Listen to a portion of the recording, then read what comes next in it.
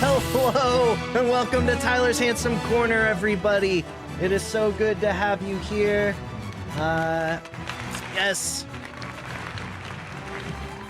I am your dungeon master, Tyler X. Kuntz, and with me I have some lovely, lovely player people. I have Tony Tarico, who will be playing Echo. Hello. Shannon Baber playing Noli. Dang it. I'll get it eventually. Hello. Abraham Perez playing Crits. Charmed. Emma McBride playing Aurora. Hello. Phil Nieto playing Varro. Hello. And you are watching Tyler's Handsome Corner, Tavern offshoot Mythic Dreams, a new D&D live stream campaign totally imagined by all of us here. We'll be using basic D&D rules. We'll make some rolls. They'll try and do things, and based off those rolls, I'll let them know if they succeed or they fail. And it's pretty fun. So welcome to our table, and I hope you have a good time.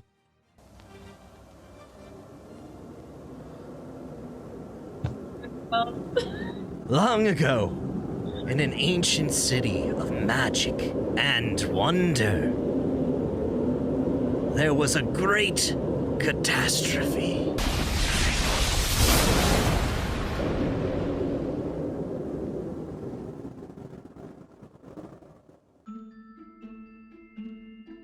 At the time of the cataclysm, many lives were lost, and so too did we lose our connection to magic, except for magic artifacts and Magnus, magical remnants left over from the cataclysm.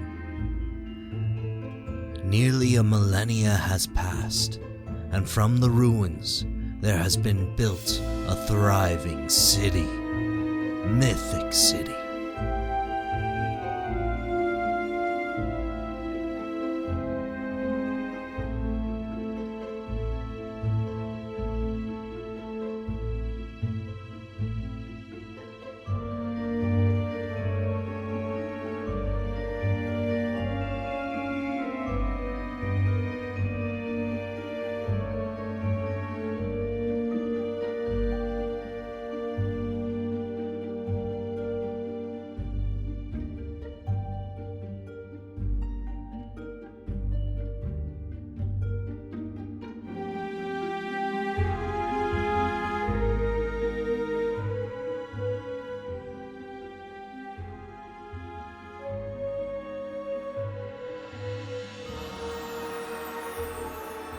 As you look over the city skyline, a floating dirigible flying through the air, streaming beautifully, elegantly with an amber sort of glow.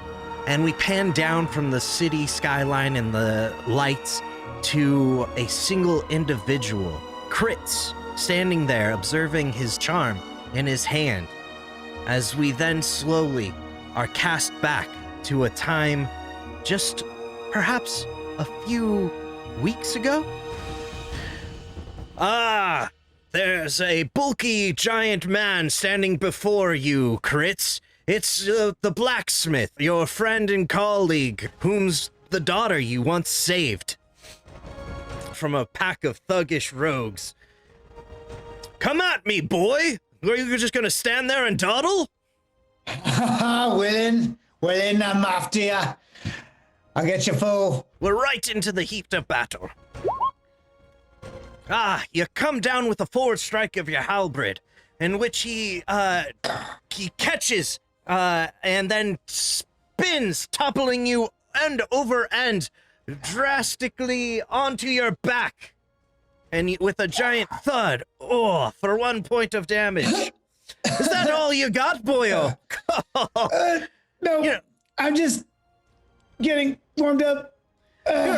You're about 3 foot taller than me, but you got no sense in that head of yours. It's really not. Yeah, I didn't stretch first. I just need to stretch a little bit. Sure. Well, when you're ready, come at me again, boy. Okay. All right. This time. All right. Wait. This time I'm coming. All right. Here I am. All right. And I go ahead and I steel myself and I rush forward and then I sweep with my glaive. Oh, 22. yes. You come in high, and he's expecting the same sort of battle maneuver when you suddenly direct your blade down and sweep the feet, planting him right on his back. Cool. Oh! I'm just an old okay? man. Why would you do this? Hey, medic! No. Come on! Give me your hand. Come here. I reach over and give him my hand. And he pulls you onto the ground and puts you in a lock. Never give up. Never surrender. Not again. Do you tap out? You tap out. Tap out. Uncle. Okay. Tap. You're still green in the gills, my friend, but Yeah, you got me again, man. 100 to you. One time I'm gonna get you. I didn't see that one coming, though. You're getting better. Yeah. Well, you've been teaching me every day. I'm bound to get one of these, one off you one of these days. Well, I wanted to give you something. I made it myself for you. It's a new glaive. Oh shit! Happy birthday, boyo! Oh man, you remembered my birthday. Thank you so much. Of course. This is amazing. You've been like a son to me, and you saved my daughter, and I'll never forget that. Well, you probably got to get back to the bakery to help your mom and pa. I'll talk to you later. Lynn, it's been truly an honor. I can't thank you enough for accepting me into your home, and I'd lay my life down again for your lovely daughter, and I'm at your service whenever you need me. You're a good boy. You're a good man. I'm sorry. 25. Yes, ready to strike out on his own. I would assume sometime. I don't know what you have planned. Right. Well, I better get going. Yes. Don't poke your eye out. So long. I won't. We then cut to later as Kritz reaches his family's dim sum restaurant in his halfling village, I should have mentioned. And looking at Kritz, though, you would instantly notice that he doesn't appear to be a halfling like the others. Why don't you tell the audience what they might see before them? You'd be seeing a platinum mohawk with a very dark blue bandana that has a little piggy on it eating a dim sum bun that has words etched in on in halfling. It's Steamin' Dumplings, which is the cool restaurant my family owns. And I am actually a half drow. Very purple complexion. My ears are slightly pointed. I'm wearing a trench coat with a bit of an armor plate, blackened armor plate underneath me, some really nice studded boots, some gloves, and a glaive that is affixed to my back that has a blade of leaf. And my eyes are teal, silver teal. As you enter your family's restaurant, it's bustling and brimming with people. There's orders being shouted, and your ma comes out. Where have you been? The restaurant's overwhelmed. We need your help right away. Shit. Sorry, Ma. Sorry. I'm coming. I go in the back and I get my apron on and I put my glaive down and I get ready to help her make food. As you take some hot pots and put them into the dishwasher, steam floats up and rise and fills the camera as we pan away and tilt up to some dark ancient ruins where we find Varro. Varro, what would our audience see as we come over to him? Varro is there. overseeing a dig, trying to unearth some ancient magical artifacts for his family business, where they be selling these magical artifacts in whatever market they can find to sell them on, whether legitimate or not. Unfortunately, right now, his workers are being a bit lazy, and so he's had to climb down into the excavation himself and begin to dig, which he is not a fan of at all. And we find him as well, actually, on a phone call with his dutiful butler holding up a typical landline right next to him. And it is his father on the line. Varro, why are you using our company's expenses for your frivolous journeys? And you're up to no good again, aren't you? Father, if I'm correct, and this ruin holds the artifacts that I believe it does, then I will certainly share some of that with the company, and I will take some for myself, and everyone will be happy. So just let me do my thing. Nobody has found any artifacts in that region in ages. You're wasting your time. I know you feel you have to prove something to us, but you're like this. You don't need to worry, okay? I don't expect much of you.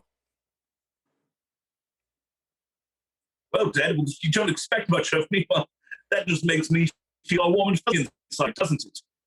Why don't you take your servants and your friends and all your money and just go have fun with that and let me do my thing with some of your money. You have enough. It's fine. Oh, Varro, we're gonna have to get you married to get some worth out of you. So my only worth is in the woman I can bring to the family. That's what you're saying. Yes, we need some treaties or some money or connecting our spies or whatnot. It would be very beneficial. That's the only way I see you being useful. I have more to offer to this family than this impressive physique, beautiful face, and flowing, lustrous mustache, Father. Well, we'll see about that. Please come home right quick. Click. No. No. Take that away. Oh, yes, sir. Oh. Are you certain we're gonna find something out here, Master? No. I don't know. No. I'm not certain, but keep digging. Well, of course, yes. I'll tell them to work harder. The men. Sir, I wanted to say I believe in you. I've known you since you were, chilling under my knee, and I have changed thy diapers, and I knew you were meant for greatness. When you changed my diapers, you knew I was meant for greatness? I could tell by the size of the weight of the contents. Yes. Great. You're a hardy man, and you'll do great things. Let's never speak of this again. All right. Right. And he sort of wanders off and goes about into the shadows. The lights that suddenly that are through some magical means on just sort of flicker and go out, and this happens quite frequently. With that, we tilt down and we go and we see some pipage and some dirt, and we're taken away or down to some other secret location where we find Noli. Yes, Noli. In the midst of combat training against robots, no less. There's one coming, that in a slightly humanoid figure coming right down the corridor, just running at her as she's around the corner.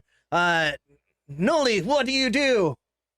Well, I lean around the corner and ray of frost just comes from the beautiful little pinky ring that I wear on this finger.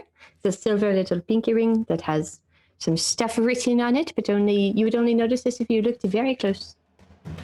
Okay, go ahead and roll them bones. Yes, you come out from around the corner, and this chilling ray of frost shoots out and hits the robot's legs as they freeze and halt, and it stumbles over end and falls to the ground into a crumble. When suddenly there's a rain of rubber bullets that follow right after, but. However, you are too quick and nimble to be hit by such puny things. You come from around the corner and are able to dodge these bullets. In fact, you're so swift and nimble. What do you do? Like Neo in the Matrix, like. Of course. Okay. Okay, so I was shot at with a bunch of bullets, and they missed, and I will just continue process and just try to freeze this guy in place. All right. 24, yes. Before the robot can reload to fire some more bullets, it is instantly frozen in place, perfectly ready for any sort of attack that you might want to throw right at him. I'm going to do a dumb thing. I'll punch him in the face and probably break my hand in the process. All right. Oh no, you shatter the robot that was crystallined in your ray of frost, and its pieces scatter across the floor. There is a glowing light surrounded by a glass case before you. The means of this objective of this exercise.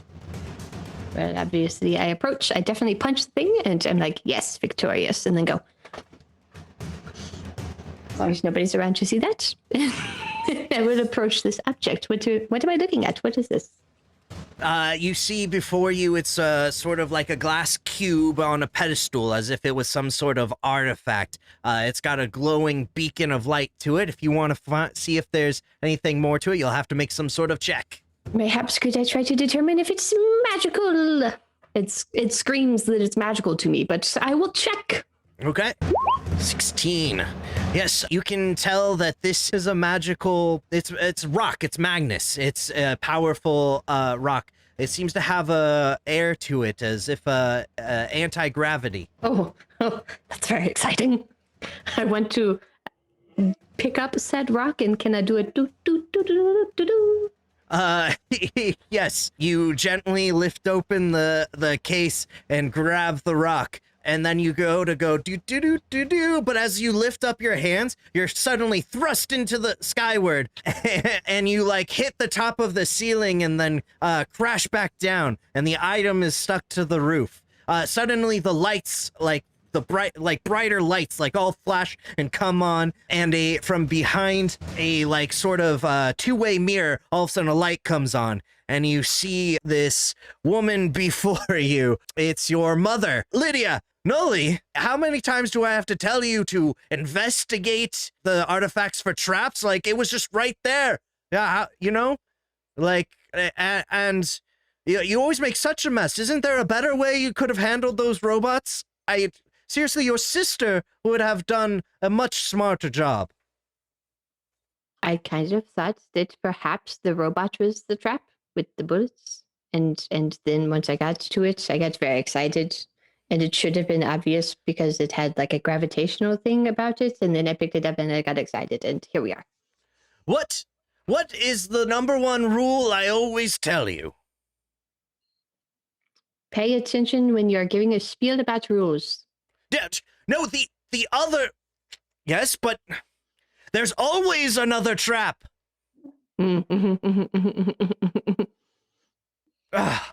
All right, just get in here, and I'll further continue to debrief you. As she exits and goes into another room, we hear the sound of sirens and lights and car screeches and horns.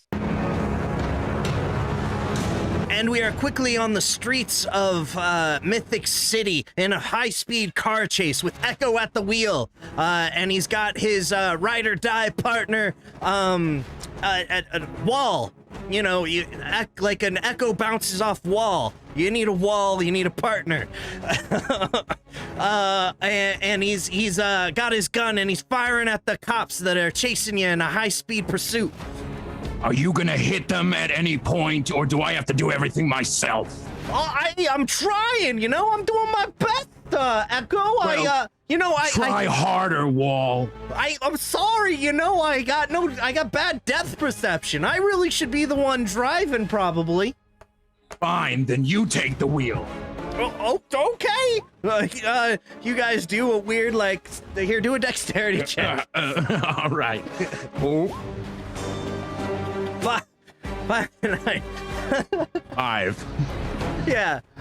Okay, so you guys go to kind of quickly do a maneuver. You just let go, and as you're you thought you were going behind him. He thought he was going behind you instead, and so you bump into each other rather than pass in front and behind each other. And he accidentally goes and he smacks the wheel. The car begins jerking left and right.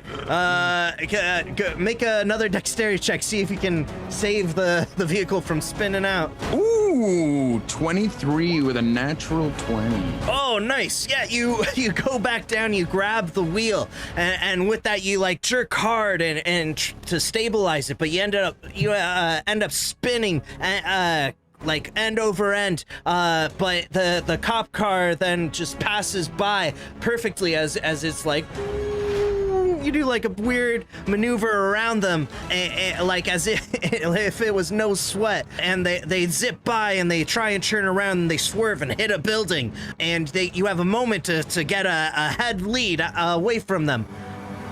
I'm gonna step on that gas. I'm gonna floor it. Whoa! Nice maneuver, Echo. Yeah, thanks. We gotta get this car off the road. We need to go to a safe house immediately. Well, there's Lincoln's on 33rd. Lincoln's on 33rd it is. As you go to make a perception check. Oh, that's a nat 1. Oh no! You're going into an intersection and suddenly you're just plow hit by another oncoming police car. Your vehicle goes end over end, and you sort of black out for a second. You come to, and Wall is nowhere to be found. You're laying on the ground. The car's lifted up right behind you. You're, come out with your hands up!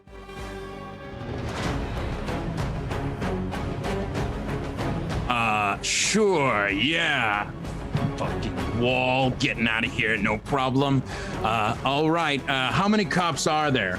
There's 2 that just came out of this vehicle. 2 that just came out of the vehicle, huh? All right. They're at the vehicle through the windows. They're like, what's going on? I'm gonna shoot at them. I'm gonna kick out the window of the front of the car and I'm gonna start shooting at the cops. Okay. 11. You managed to nick one of them, and catching them off guard. And they come back at you. 17. You take a bullet right to your own shoulder, in fact, for 5 points of damage. You're caught off guard, and you sort of whip back behind the vehicle. All right. I've noticed that in the car crash, there was a lot of gas leaking out of the car that I was just in. So I'm going to take out my lighter, like a Zippo lighter, and just sort of light it and set it near the gas that's there. And I'm gonna take off in the other direction, and I'm gonna use my thaumaturgy to spark up that flame and explode the car. Awesome. Let's get a wisdom check. Wisdom or survival, whatever's highest. Okay.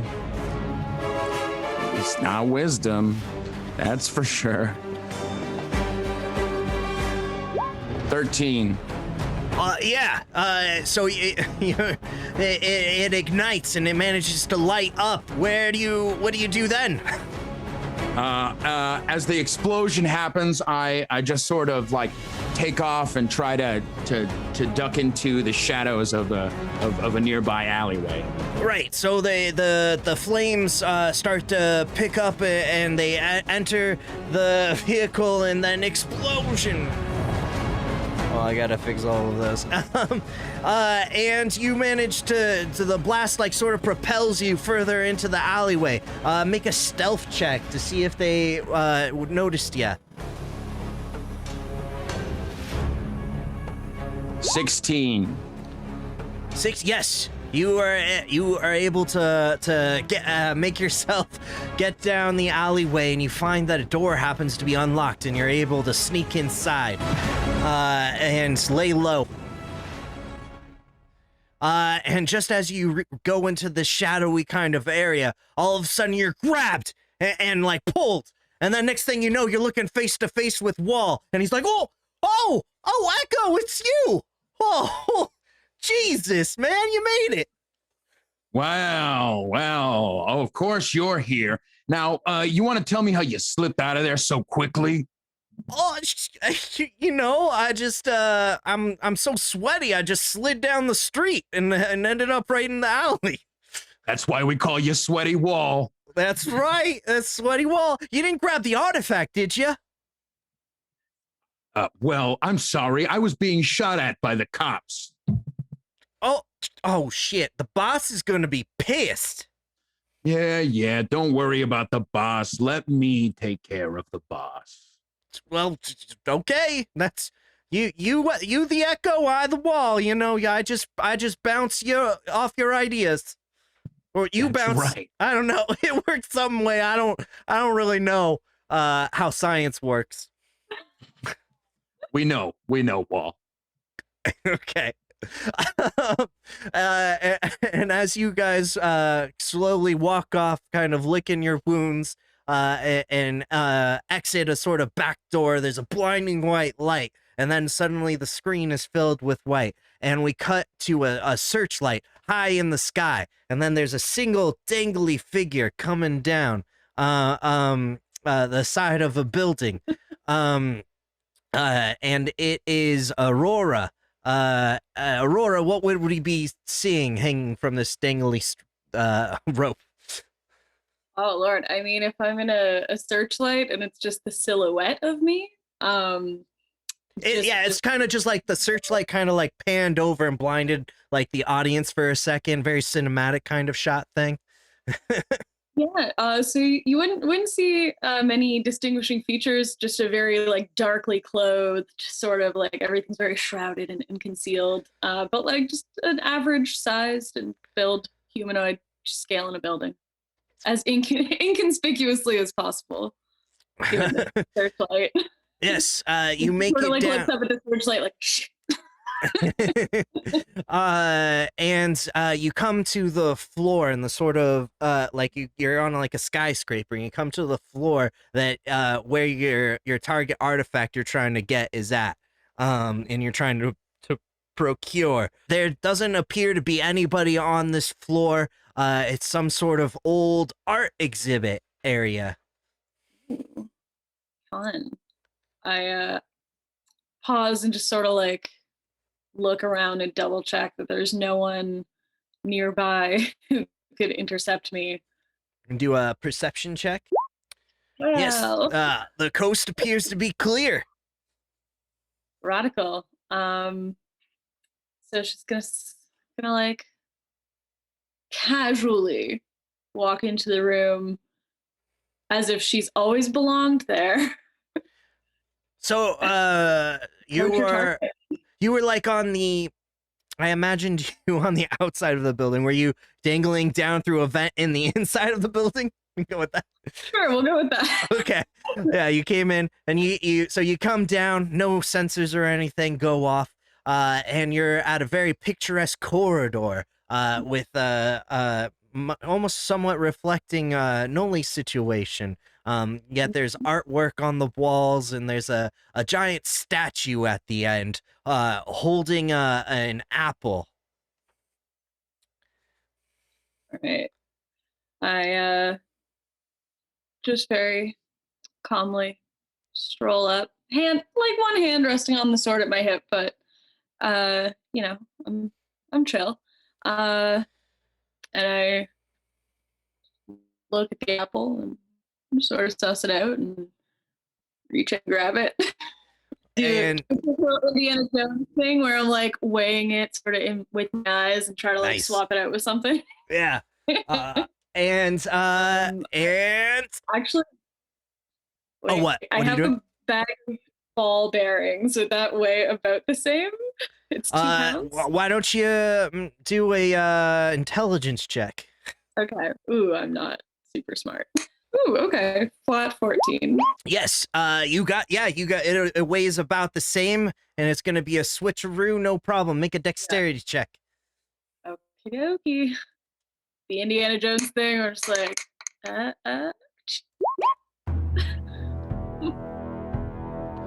And yeah, you do it successfully with not much issue.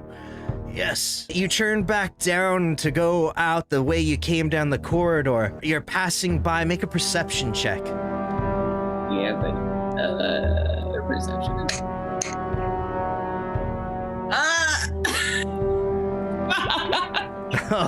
One. You trip on a crack on the floor and fall prone. And then you look back and no, it wasn't actually a crack, it was a foot. And suddenly, the part of the wall and the painting right next to you suddenly turns into a man. It's kind of like the T-1000 from the Terminator. It's some sort of changeling. And you haven't seen the likes of that for who knows how long. And he comes down with a billy club to smack you over the head. Does an 18 hit? It certainly does. Yeah, he smacks you good for 5 points of damage. What do you do? Ooh, I think I'm not gonna like waste time trying to get up from where I am on the ground. I'm gonna grab a dagger out of my belt and throw it at him. Cool. Roll them bones. He manages to duck out of the way just in time as your dagger flies through the air. He's gonna come at you again. Oh my gosh. We have the first nat 20 of the night. You get thumps for 10 points of damage. Doesn't feel good. Tell you that much. What would you like to do? I'm really angry, so I'm gonna stand up, use half my movement to stand, and draw my short swords and come at him. Come on, Dice, be my friend this time. Yes, 17. You managed to cut him, catch him off guard. He's so smug from just like pounding you on the floor. He doesn't expect you to pounce up and stew a quick upward slash, slicing him through the gut, as he falls back, falters and passes out unconscious. As he's like, ugh. Looks like you should probably get out of there before some more changelings that come about. Yeah, is there like a pillar or anything that I could just like drag this body behind so that it's not just in the middle of the room? Yeah. Make a intelligence check. Okay, still, yeah, not bad. Yeah, no, you get this idea. I guess it's kind of my idea, but you inspired me. You get this idea. You like pick up the potty. You pick up his body and you like pin him back on the wall with like a dagger, where he came out of the wall. And his body like magically just starts shifting back into like camouflage, and he looks like the wall again. Alright, so I just sort of like, yeah, you did it. all right, well, didn't know anything happened here. And I make sure I still have the apple thing, and I yeet out of there. Nice. Run. Yes. Like the wind. I'm gone. Poof. I'm gonna imagine this scenario because you're an air genasi, right? Yes, I am. Now that you have what you need and you don't need to be quite as stealthy. You stop me if this isn't how it would actually work. You like sort of run down the corridor and then you like jump and you bust through the high-rise window to the outside, and then suddenly a gust of wind just takes you, and we just kind of see you just disappear out of frame as you escape into the night. Yeah, we can say I cast like levitate or whatever and just sort of literally blow away in the breeze. Right. Awesome. Sure. And with that, we cut to the night sky, seeing the moon hanging up in the air, and we come back down back to that halfling village where we see Crits sort of like a little exhausted from such a crazy evening and night. But the restaurant's wrapping up. And the air feels cool, and you can hear cicadas on the wind, whatever. And it's nice and soothing. And suddenly, you notice your father coming out to see you. And he comes and he sits down next to you, and he's like, you're late tonight, eh? Yeah, Paul. I'm sorry. I was sparring with Willen. He gave me this cool new glaive. Check this out. Oh, it looks great. It's all right. You have become a man, and and you can't always be here taking care of the restaurant, unless that's what you want. I mean, we would love that, of course, for you to inherit the family business, but I understand, you may need to set out on your own and whatnot. Yeah, Dad. I have been wondering about what else is out there, and it's really weird to be the tallest halfling in this village, and the darkest, and the one that's got the weirdest eyes. But I love you. I love you both.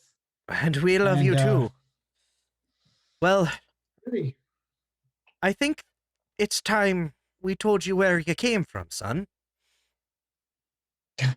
Yeah, this the stork, right?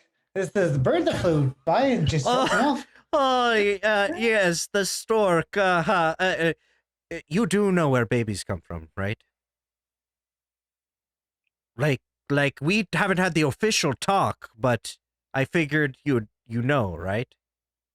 The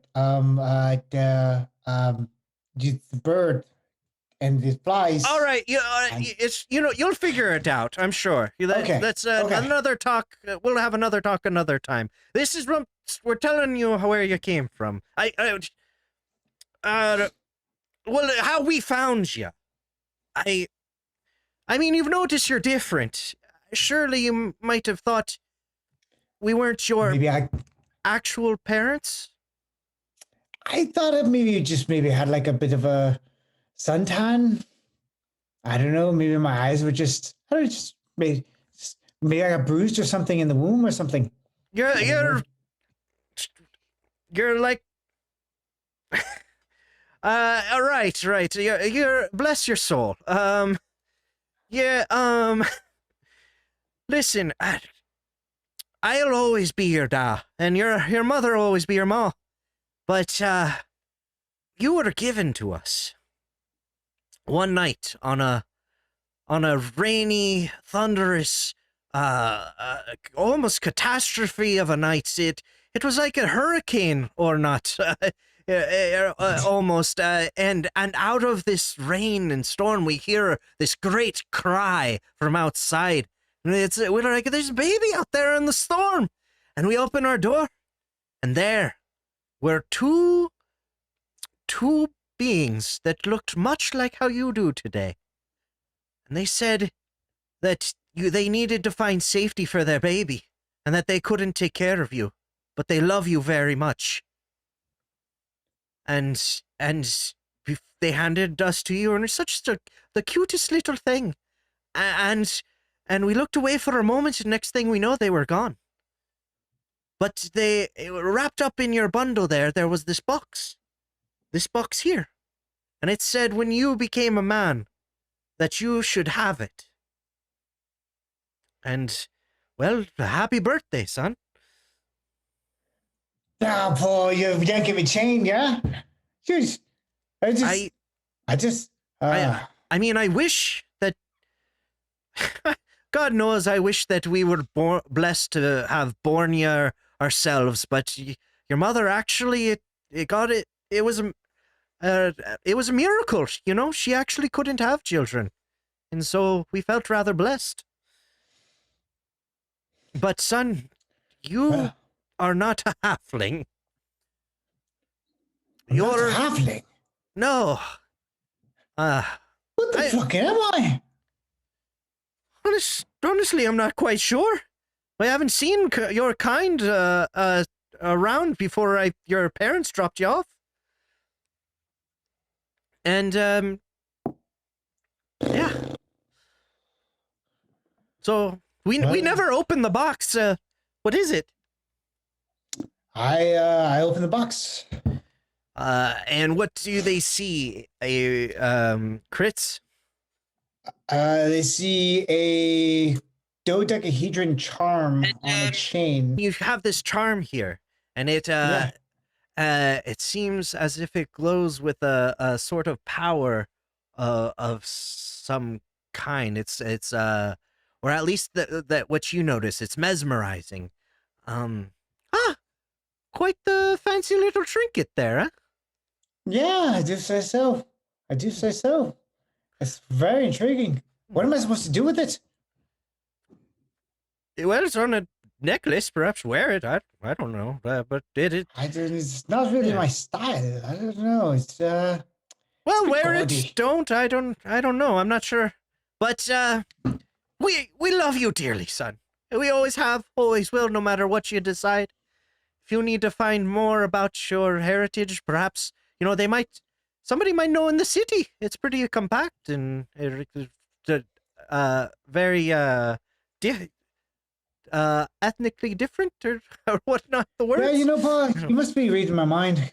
It has been itching in the back of my head that I definitely am taller than the other halflings, and I have been wanting to go see what else is out there other than just making mom's buns all day and all night, and eating mom's buns and eating them again. But I'd definitely like to go see what else is out there. Aye, well, you're certainly welcome to, and just know we love you, and good talk.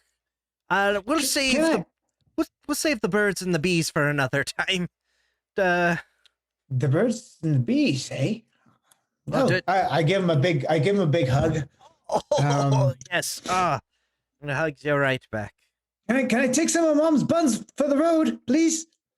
Oh, what are you leaving tonight? Already? Well, I did. Wait, when am I allowed to go? I don't know. I mean, you can go whenever you want. I just didn't expect you to just get up and go right now. I thought maybe a couple of days or something. I don't know. Oh yeah. No, that's good. Yeah, no, I'll do that later. Your mother would kill me if you just took off. You're gonna kill your mother. Okay. No. I don't want to worry, Ma. All right. You haven't told Ma? Okay. Yeah. We should probably plan this out. Should probably have some kind of idea of where I'm gonna go, what I'm gonna see. There's so many things. Perhaps. I have to ask. Yes. Well, son, I'll leave you for a few moments with your thoughts and your charm there. Who knows? Maybe some secrets it'll reveal to you or something. I'm not sure. Don't catch cold out here now. You hear? He turns and he walks. He turns and he walks off. As he goes, I stare into the dodecahedron and in my right hand, and I just kind of like tap into it. Yes, you're pulled by this sort of energy, and it wraps around you and encumbers you, and then suddenly, you're sort of surrounded by almost nothingness, and yet then all of a sudden there's these tendrils that sort of fly out from you, that are tendrils leading to the past, the present, what was, what wasn't, what hasn't been, what may come. You see the suddenly you see the time that you saved the blacksmith's daughter from those thugs, even though you took a thrashing, and then that tendril leads to other tendrils, and you see that it actually eventually leads to you two getting married, and then down the line having kids, and having a happy life, running a restaurant. But then you sort of come back, and then you see this tendril that has you being going to another village and becoming the blacksmith there with some skills you've learned here and there from the local blacksmith that has been training you, and you see all these possibilities, and you're going up and down lines and back and forward and seeing all these different possibilities, when suddenly you end up going down this one tendril that leads you into the city, and then from in the city it leads you to this building, and then in this building up this elevator, and then into this room, and there's this sort of glowing object or artifact, and when you seem to come in contact with it, all of a sudden nothing, every single possibility and tendril you saw starts disappearing, snapping, blanking out, nothing is going on. Suddenly there are no more possibilities. Everything is mute. And then you suddenly return to reality and yourself with a feeling of what the F just happened. Jesus almighty Christ. We flash and at the same time, now we cut over to Varro in the ancient ruins, still in the dark, when suddenly the lights burst to life, brighter than they've ever been. Master, they found something, sir. I knew it. Where? It's down in the crevice. It's in there's a tomb. It seemed to have just appeared. It wasn't there, and then it was there. It's a miracle. You were right. Must have pierced an illusion of some kind. Take me there now. Right you are. And he leads you down into this like little hidden crevice, and you kind of gotta like crawl along the floor, and it's like very claustrophobic.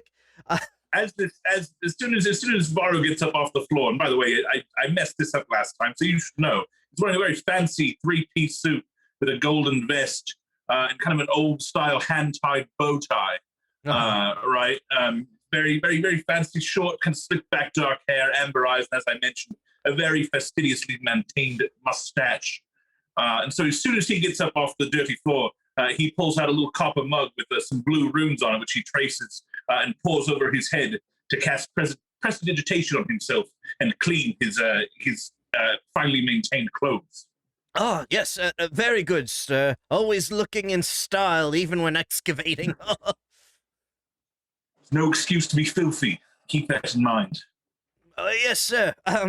And he brings you over to all of a sudden it opens up to this like cavernous entrance, and there's this like archway with all these like intricate runes, and there seems to be a tomb ahead of you, like a sarcophagus of sorts of an ancient king, and it's in like the shape of a king with like the sword like laying down, and there atop his head is this crown that is just emanating magic energy and power. Well, I mean, come on. I'm gonna put that crown on my head. You put the crown on your head and roll a constitution check. 14. 14. Yes.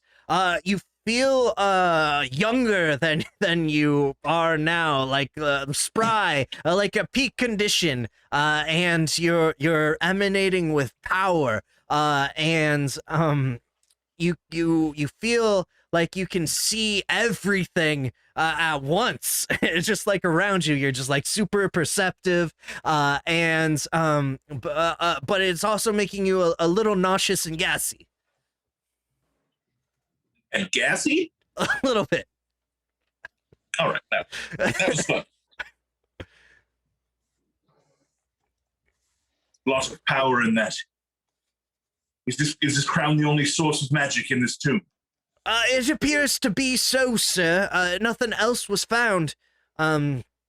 It seems to be powering all of our magical devices just in the vicinity.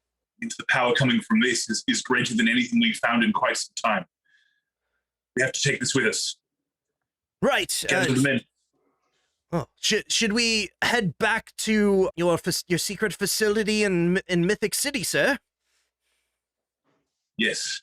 We'll head there first, and not a word to my father until I say so. You understand? Oh, of course. You can trust me. I would never betray you, sir. Good. Good. Of course you wouldn't. Why would you? I don't My know why I faithful even friend. said that. Right. Happy times. Happy times. Should I call off the rest of the workers? Yes, this is what we've come for. Send them home. I'm not paying them anymore. All right, sir. There you are. And we sort of zoom in on the crown as it's emanating this bright, brilliant glow, and it becomes bright and lens flares out the camera. And when the light comes back in and slowly dims, we're in a new location in a new place. We are in that secret underground bunker area as Noli is getting lectured by her mother when suddenly some instrument panel starts going off the charts and bleeping full of energy and is going crazy. Look! Oh my gosh! There hasn't been a power reading like this in ages! It's off the charts! Is it over 9,000? Sorry. It is! Gonna go. No, in fact it is. It's like 9,500. That's like almost the inverse of the best number. It's close. Go look over at the panel. And what is this panel that we're looking at? What is it telling me? It looks like a dragon radar, and it's just got a big glowing beep bloop thing. Yeah, it's just like it's this large thing. And you can tell that it's actually en route. It's heading to Mythic City. Oh, it's literally a dragon. No. Okay. No, it's not. It's not literally a dragon. It's just like the screen is like green and it's got like things, but there's a thing. No, it's probably on a plane or something like that, but it looks like it's in direct route to Mythic City. We'll have to send our scouts out there. Noli, I'm counting on you. I'm gonna put this on you, okay? It's don't fail me. I would never, except at that time 10 minutes ago, but we're going to ignore that. I'm going to make up for that right now. All right. I trust in you. Now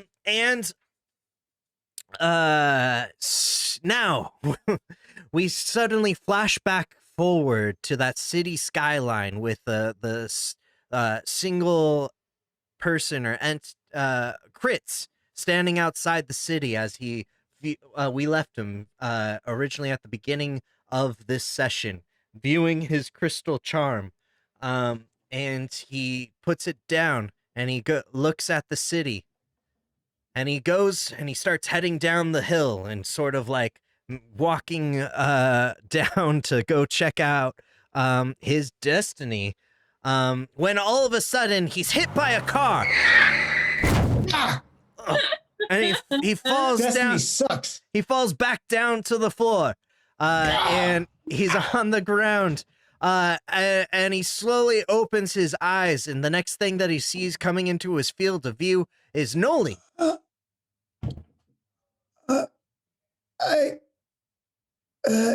My walk.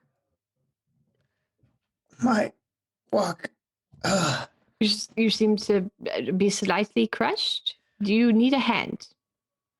Yeah, you look How to his damaged side am I? here, and you realize that when he was saying walk and reaching out, that he has like a physical walk next to him, like for cooking. That was Wok. on the ground. W-O-K. Jesus. Okay.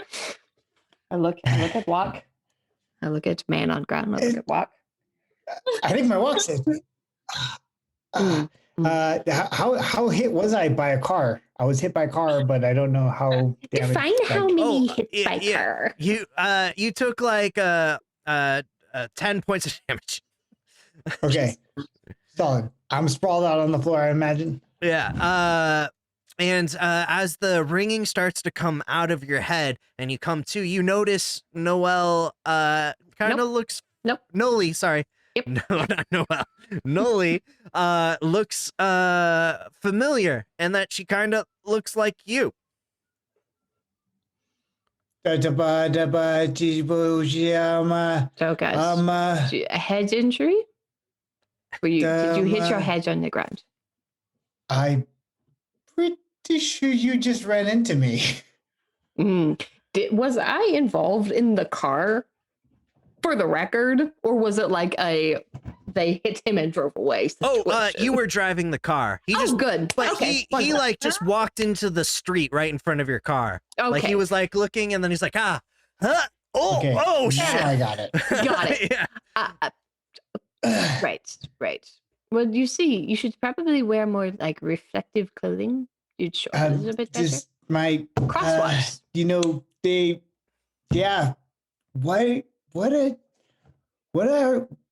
Who are you? Noli. And your name, semi-crushed man? Hey,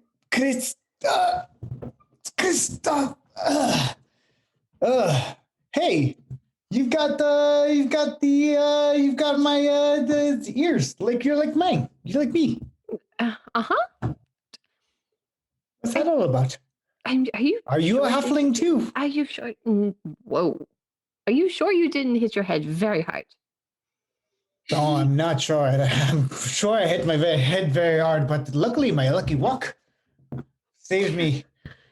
I'm going to crouch down and try to check him for head injuries because I've never seen another drow-like person have no idea what a drow is and claim I'm a halfling. Okay, yeah. Go ahead and make an investigation check. Investigation? All right, I'll take it. Let's see.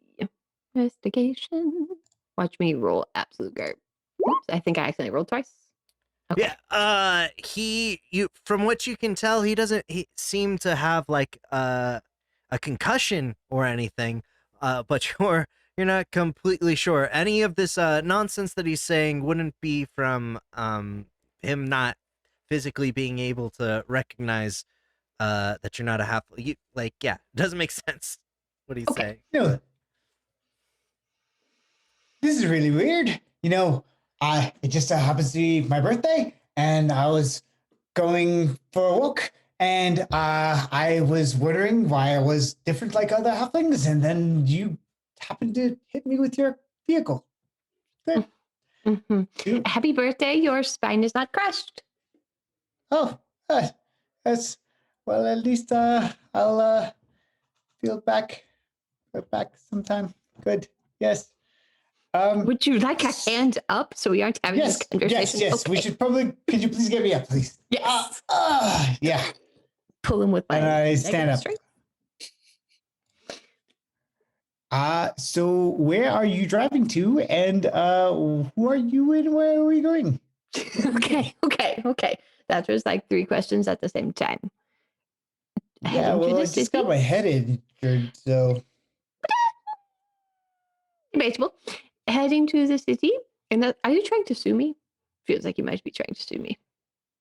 I don't know what suing is. Oh, right. Like, Heading to the city. I have a thing that I need to go check out. Were you heading that way? as a matter of fact, I would Okay. like to go to the city. Would you like to walk with your walk, or would you like a ride? And I feel like I owe you at least that much because, again, I did run you over. I would absolutely like a ride in your vehicle, Noli. Yuppie. Okay. Okay. Okay, I'm so concerned. I scraped some of the blood off the front of the car. Try to pop out the dent. It's okay. Don't look like I ran over a man. I look at my walk and it looks all nice and clean. All right, cool. I put it back in my backpack and I jump in the car. all right, you two head in the car and drive off into the city skyline, going into the city. I say city skyline a lot. And This And is a the- really sweet car. the camera goes and tilts up into the sky, and then we come back down into the sort of slums of the city, where there are various slumlords and gangs and whatnot. And we follow Aurora coming through the alleyways as she goes to meet her fence or the person that's been kind of keeping her in his pocket. Ah, there she is. Come on. You kept me waiting long enough. Yeah, sorry about that. Friggin' changeling got the better of me. Oh, what? It's not like you to get somebody get the drop on you. You going know. soft? Huh? No, I don't know. I think I slept funny last night. I don't know. Just feeling off today. Think I'm maybe getting close to retirement. Oh yeah. Yeah. Maybe in like another 20 years or something, you can finally pay off your debt. Will this help? Which I mean, yeah, that's what I sent you for. Yeah, thank you. I'll take that. I'll take the apple. You know, you got 19 years and 364 days. Thank you. When are we gonna be done with this? I mean, for real, none of this 20 more years nonsense. What do I gotta do? Well, it's gonna take some risk if you want the reward. I'm okay with that. You got anything big for me? Well, so happens I got wind of a job. Wait, hold up before you tell me. I was under the impression that this was a magical apple of some sort. You're just eating it? You just wanted a snack? Yeah, I mean, who told you it was magical? Grocery store. Why'd you send me into a I gotta keep you on your toes. I don't, yeah, I told you, you're getting soft. I got beat up so you could have a snack? Yeah, well, you shouldn't have gotten beat up at all. I mean, fair point, but okay, I'm sorry, carry on. Yeah, well, sorry, this apple's really good. Oh, yeah, well, You gotta be. the higher ups in the fire want, they need a good thief to take out this artifact that's coming in hot. It's going to be under lock and key, and they need all they can get. I need you to head over and get the specifics on the job. It's just at the secret crime hideout, which is under the 7-Eleven. Which one? The one under 7th Avenue or the one at the corner of 7th and 11th? Oh, Gilbert and Sullivan's. Oh, okay, that one. Yeah, like Mhm. across. Oh, like uptown. Okay. All right. Yeah.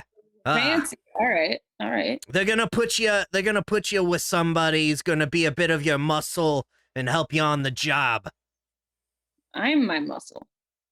Yeah, well, your muscles a little weak. You need to do some more lift. You even lift, bro? I mean, you got your ass kicked. Look at you. Yeah, I lift, bro. You lift? He puts his muscles that like go poop, and then like two more muscle like lumps pop up. Like, come back to me in a few years. All right, fine. Fair enough. I'm out of shape. You're right. All right. Okay. They're expecting you in the next 20 minutes. You better get going. I'm like the wind.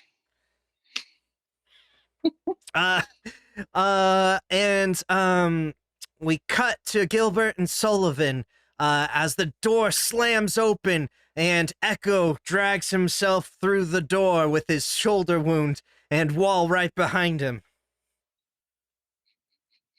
Oh, God. Well, hello? Hello? There's like a room full of people. There's a round table and there's a big high back chair. Ah, my boys, you're back. Yeah. We are. I gotta tell you, that was a tricky one, boss. Well, yeah, but you got the artifact, right? You see, the thing is that the cops got involved, and then there was a minor explosion on Fifth Avenue, and we may have, unfortunately, left the artifact in the car when it exploded. I mean, most of this is Sweaty Wall's fault. I gotta be honest. What? Hey, come on, man. You just gonna slide me under the bus like that? I mean, I'm just telling the truth, you know? Just telling the truth. Just telling it all. Who didn't see that cop car coming? You didn't. You were driving. Well, can I look all around me when I drive? No, I get tunnel vision. Boys, listen, I don't want to hear excuses. I only want to hear solutions. Solutions, of course. I mean, the artifact must be blown into a smithereens, maybe we could procure you something else. Oh, that's a good idea. He gets up out of his chair and he comes around. Something worth my while. Maybe some entertainment. Huh? Could you be entertaining for me? He puts his hands on Echo's shoulders, and he's like a foot taller than Echo. Could I be entertaining? I mean, sure. You want to see a card trick? Oh yeah, a card trick would be great. Yeah. So go ahead, and I pull out a deck of cards. I'm like, why don't you pick any card out of the deck? Okay. And then he reaches forward past the cards and he grabs you and he throws you to his left and you go smashing through a glass case to a like sort of like zoo terrarium and you like fall and smash through and cards go flying everywhere and as you like kind of roll an acrobatics check. 20. Okay. Yeah, you smash and you like catch yourself in air and you do like a weird axle turn in midair and like fall and land on your feet and skid to a halt. And he's like, "Oh, not bad." And then I'm still holding a single card, and I'm like, "Is this your card?" I don't know. Is that my card, Jeff? And you hear a growl come from behind you. I hope. Yes. Oh man. And I turn around to look at it. As you turn around, you see a giant dire crocodile. It's like he's like huge, and it actually like got up on its haunches, and it's like raw, and it's about to bite down on you. I'm gonna jet out of the way of it where it's going to land. All right, do a dexterity check. 15. 15. Yes, you managed to barrel out of the way as its mouth like clumps down and smacks into the dirt. Yet it like turns its body and is squirming right back at you. And he goes, "Oh, now this is entertainment. Get him, Jeff. You go get him." And then Wall's like, "Hey, boss, come on. He didn't mean it." And he goes, "Oh, well, I'm sorry. What am I doing? He needs his partner." And he grabs Wall and throws him into the aquarium with you. And the dire crocodile like gets back and is like looking at them both. And then he looks at you, and then he looks at Wall on the floor, and then he starts to go after Wall. What do? As it's going after Wall, I'm gonna head straight towards its mouth, which I assume has not been opened again yet. No. Yeah. And I'm gonna try to hold it closed. Okay. Let's get a strength check. And is it like crocodiles that can't open their mouths? Or yeah, when you put like a little bit of pressure on them. Both crocodiles. Oh. 7. 7. Yeah, you know, though, like, they're weak, you get on top and you get it and you hold it close and it starts thrashing. And Wall's like, "Oh, that's good thinking." And he's like, "Hey," the boss is like, "Hey, Jeff needs to eat. Come on, you guys." Well, it's no matter. Marge will get you. And then Wall's like, "Marge?" And then all of a sudden there's another dire crocodile that jumps up and it just devours Wall in half. No. And it like thrashes about and Wall's body goes flying, like lower half of his body goes flying against the far thing of the building, and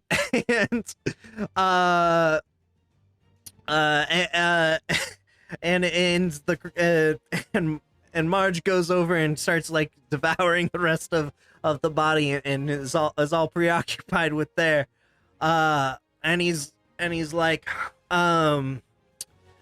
so you want to get out of this situation, Echo? Yeah, I definitely want to get out of this situation. I'm gonna try to take off my belt and like wrap it around the first crocodile's mouth. Oh, good idea. Singe it close. Okay, go ahead and make a dexterity check. Another 7. You take off your belt and your pants fall down. No, you take off your belt and you go to kind of whip it around, but the crocodile turns around and hits you with its tail. And you go flying back and hit the wall. And it's around this, and it's kind of staring you down, and you're staring the croc down. And now, as we cut and we're seeing the boss, we see just over his shoulder, a Genasi enters the room. And he's like, and he turns to her, and he goes, "This might liven things up. Hey, Echo, I got you a new partner." He goes and he grabs Aurora, and he kind of like tosses her into the aquarium with Echo. And make a dexterity check. I was gonna say I allow myself to be tossed, but we'll see. Please don't be garbage this time. Ooh, dirty 20. Oh, nice. Yeah, you perfectly and elegantly like spin end over end and land gracefully on the floor. Or with that even, I'll say, you actually end up on top of Jeff, the dire crocodile. that like had its eyes just on Echo, and it's like, whoa, whoa, oh. What would I'll go ahead and say you can do something, Aurora. Cool. First, I'm just gonna nod. What's up, boys? And I'm gonna grab a sword, and from where I'm sitting on top of it, try to plunge it into the back of its neck. Oh, snaps. Okay. Go roll with your sword or dagger. Red. Motherfucker! Oh, jeez. Okay, I hate this. I hate this. I hate this. You go to you like do this really. Two weapon fighting with my offhand. Okay. I make another attack. Okay, gotcha. But you can describe this first if you Okay. want. No, you can go ahead. Cocksucker! You go to you hop down, you landed flawlessly and with great finesse, and you're like, "Sup, boys?" And then you go and you fling out a dagger and like be all suave and elegant with it, and it's like spins end over end and then just slips out of your hand. Yeah, and then you flip up the other one. You're like, ha, I got it now. And then you go to stab, but your hands are a little sweaty, and the direwolf's skin is a little thick, and it just gets it at a weird angle and goes flat, like just doesn't seem to pierce him. And he flips you off his back or head. Not very, yeah, just kind of tosses you off its head and gets into a better maneuver. Echo, what are you doing? As it's sort of flipping them off of its head, I'm gonna try and stab that really sensitive underbelly. Okay. All right, please work. Okay. Yeah. You find a perfect vulnerable spot and end up stabbing the croc right in the belly. And you and you actually end up taking it out, and it cries out in pain. And you're like holding on to it, and you're like shh, or however you say. Nice and quiet, like. And I look at the other crocodile, and I sort of go, "Uh-oh, did I gut your partner?" God. It cries out in fury, and it's heading towards you. Oh, but you managed to dodge out of the way just in time, and it barrels into the side of the wall. And you hear the boss though, like, "Hey, you guys make a pretty good pair already." And Aurora, it's your turn. Do we really? All right. I mean business now. I am done with daggers. I'm pulling out my swords. I'm running at this thing, one in each hand, and going for the stabby stabs. I'm gonna try to like slide near it and just stab like up into the belly as well, since he's now shown me that that's more sensitive than like the back of it. I want to just sort of like get low and stab up. Right. So he dodged up out of the way, and the croc hits the wall and sort of tumbles over, exposing its belly. And from your recollection and what you just witnessed, you are able to slice and dice him, and take out the other croc. Yeah, you got him. Yeah, we got through those pretty quickly. Rad. All right. Well, looks like it's your team made in heaven or hell. I don't know, but Definitely hell. yeah, we got Definitely a job. hell. Yeah, we got a job for you, and I swear to God, Echo, you better not screw this up, and you get back in my good graces. Boss, me screw up a job. Other than the job that just got screwed up, my record is flawless. we'll see. I guess that you might be right about that, but it only takes one screw up and you'll crock food. Anyways, you might like this. We got a tip on over at this facility owned by the Ravings. They acquired some fantastical artifacts. And I just realized we've never gotten a description of what Echo looks like. Oh yeah, so Echo's pretty tall. Echo's 6'6", dark red and sort of charcoal looking complexion. Wears like a very nice black pinstripe suit. Always has a cigar with him and two very long red horns sticking out the front of his head. And as this the sort of boss figure that you directly report to mentions the Ravings, all of a sudden you're taken back into your mind's eye and memories of your past. What might they catch glimpses of, Echo? They're catching glimpses of a wealthy aristocratic home, and my previous master Ronder, who would work with the Ravings. Lots of arguments and fight between the Mr. Raving and my previous master, and some police showing up to arrest my master, and a young Echo, but a wee lad watching his master get taken away in the cop car. Yeah, we would, and you come back too suddenly with the boss guy, and he's like, sorry, I'm distracted myself. He's like, you got some sort of vendetta against those fools, right?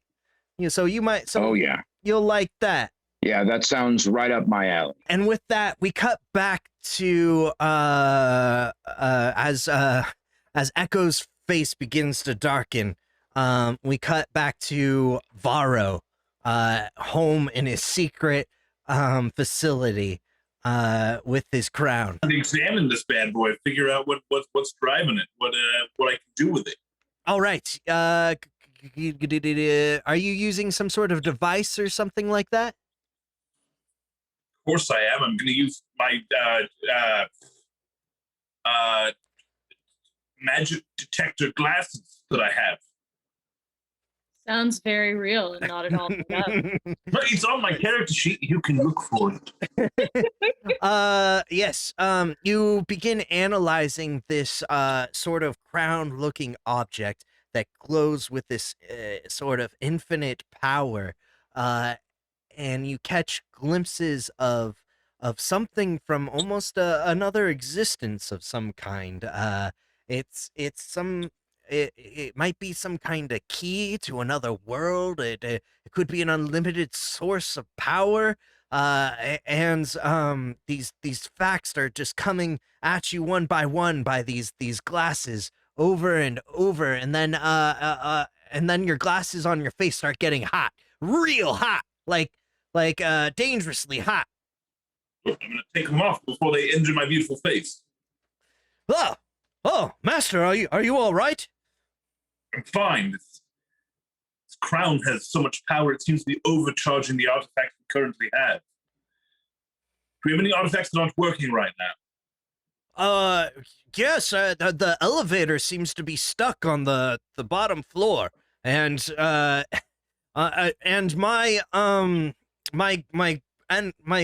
my jug of endless water is all but useless. It's only drops. It's not endless anymore. It's not endless. Pour it out. See how much is in there now. What? Oh no, wait, it's overflowing. Oh God, what's going on? I can't make sense of this, master. Crown appears to be some kind of magical generator of some kind, which we haven't seen in in who knows how long, if ever before, since the cataclysm. Oh, yes. We have to keep this very secret. Everyone's going to want this. Yes, I have taken care of anyone who might know of the artifact, paid off all the right people, maybe even done away with some of them. Good. I'd be happier if you'd done away with all of them. Just can trust people to go around. Well, one of them was city having seen this. One of them was my cousin. He won't tell anybody. We'll see. No, we won't see. It'll be taken care of, won't it? Yes. Yes, it will. Yes, of course, Master. Oh, of course. I'm sorry. I will see that it's done. And then quickly we cut back to Noli and Crits as her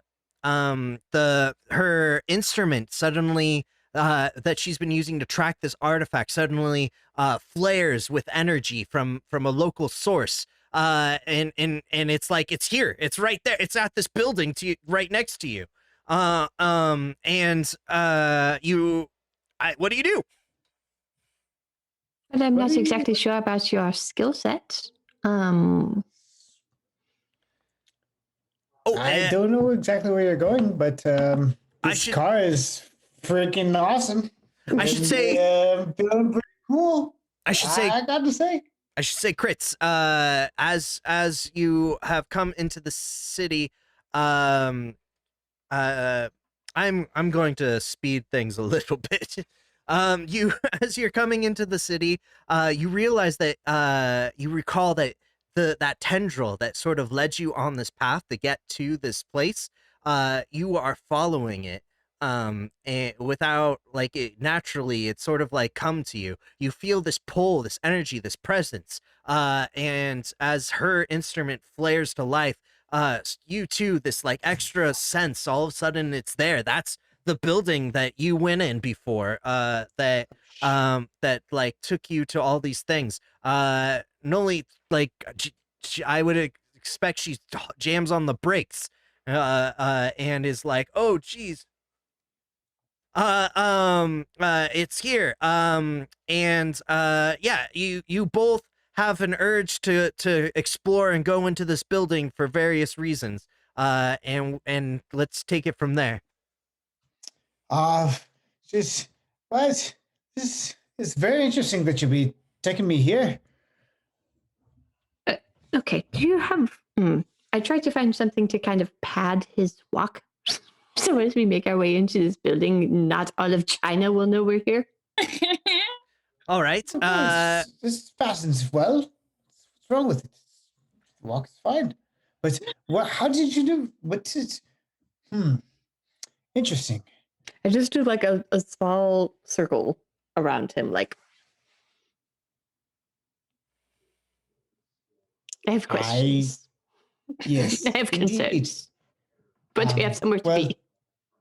Do you? Okay. Well, I think I'm supposed to go in there, and I can't explain why, but I'm very happy that I have met you, and this is very odd and interesting to me. So I believe that we should perhaps go inside. I feel I also need to go in there, and I refuse to explain why. Why do? Okay. Interesting. I feel very compelled. Okay. Well, interesting. I guess. Marty, yes. I'm just walking. I will. Okay. I will trust you. Walking at the pace Pretty. of somebody that just expects people to follow them. Okay. And I start to scuttle behind her. Okay. And then as you guys are going and entering this building with the doors seem to be like just jarred open, as if the magic mechanism that controls it just kind of stopped working at some point. And as you're going in the building, the camera follows the side of the building going up, up into a giant dirigible that's above the building. And inside this dirigible, we have Echo and Aurora. The guy behind the console's like, all right, we're coming up over the target right now. Okay. All right. Are you gonna finish with the silent treatment? I was waiting for you to say something first. Oh, okay. All right. Wow. But this is just a certain set of circumstances that where we both didn't know. Okay. Yeah, sorry. I don't talk to people much. So I don't. What's your deal? My deal, What's your stealing story? things. My story. Whoa. Look, I don't just give a bunch of information about myself willy-nilly, but we're heading into a place that, Did I ask for a bunch? Carry on. All right. Look, we're heading into a place filled with some very, very bad people. I know these people, they're not nice people. They think they're happy, fun, wealthy, aristocratic, fun people. They're not. They're not very nice. So just keep yourself, keep your eyes peeled. All right? Yeah, sounds like most of the places I go to should be fun. Yeah, well, you haven't met the ratings yet, so. Oh, buddy, have I? Sorry. Have you?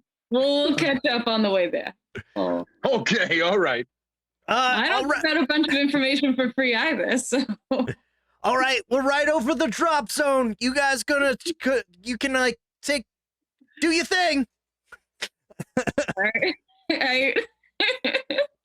Tuck and roll. I mean, so Aurora being Air Genasi can just levitate herself down. Echo, you can try whatever means or forms that you had planned, obviously, for getting off the dirigible and on top of this building. Hello, a parachute? Yeah, okay. Good old reliable parachute. So Aurora just comes out and sort of, is that what you do, Aurora? You just levitate down, or do you want to say how it goes exactly? I mean, nah, I'll just float. It's pretty. Right. I don't make a big fancy show of it because that's not what I do. It's not what I'm here to do. Gotcha. And Echo, in contrast, just sort of plummets down past you in the sky, and and pulls his thing at the right time. I think let's make a dexterity check.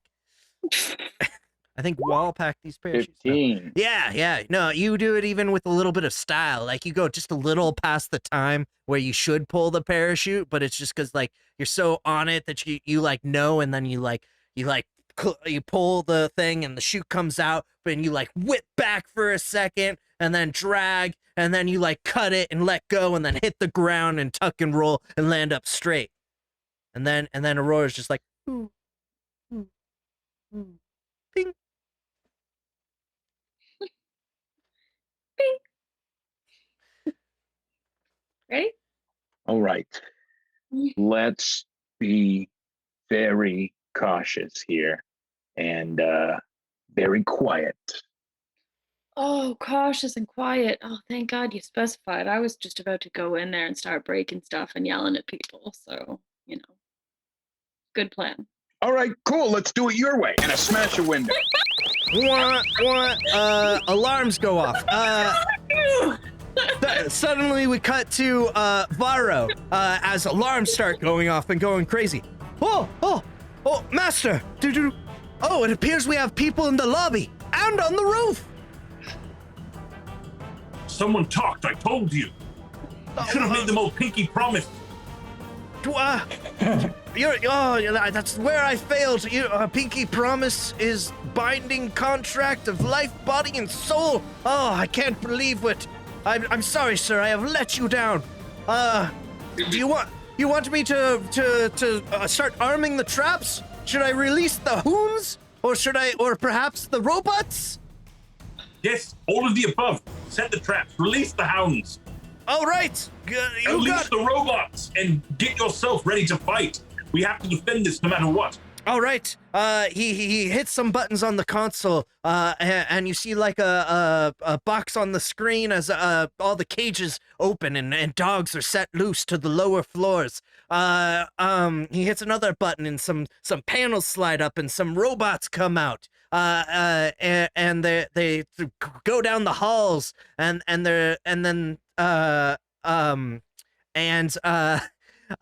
some of the room's floors, the panels start to the tiles start to retract and they reveal lava. Brilliant. Yes, this is, they'll never get here. And then he presses another button and a wall comes up and there's all these weapons. All these weapons comes out and he's like, all right, sir. Yeah, the usual. Which weapon do you want here? Which you prefer? I'll take my fountain pen. Right, your fountain pen. Here you are. Fountain pen of firebolt, and my totem of chaos bolt.